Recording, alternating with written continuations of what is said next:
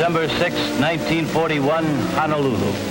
Although alerted, the city went about its business in the usual way. December 6, 1941, Hamilton Field, California. We were under orders to get every available B-17 to the Philippine Islands.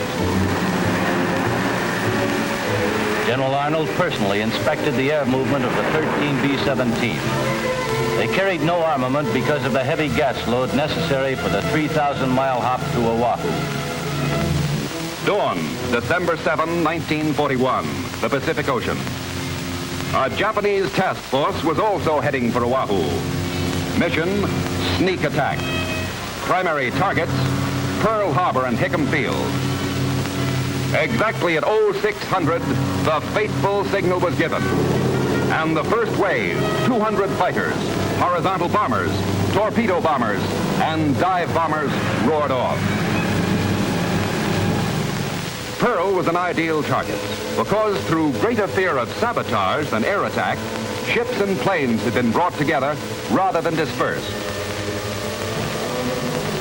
When the B-17s from California finally approached the island, their engines were heard by some of our men at Pearl and Hickam. At the same instant, from another direction, the Japs struck. In the midst of the onslaught, the unarmed B-17s arrived. Our pilots could do no more than find a place to land. Wave after wave of enemy planes bombed American aircraft and units of the Pacific Fleet in a treacherous attack which achieved perfect tactical surprise. Other Japs went after U.S. fighters on auxiliary fields.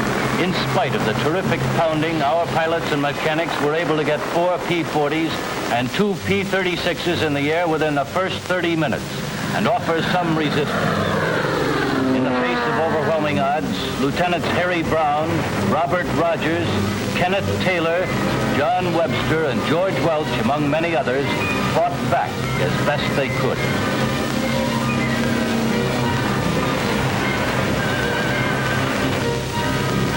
At the end of the single air attack, the United States had suffered a crushing blow, and the nation was at war. The Jap squadrons returned to their carriers with a loss of only 49 planes, a cheap price for so great a victory. Although America had paid heavily for being unprepared, the U.S. Air Force, led by men like Hap Arnold, began to rise from the disaster. We are faced with a tough job, but I know that we can do it. And with all due reverence, I say, by God, we will do it.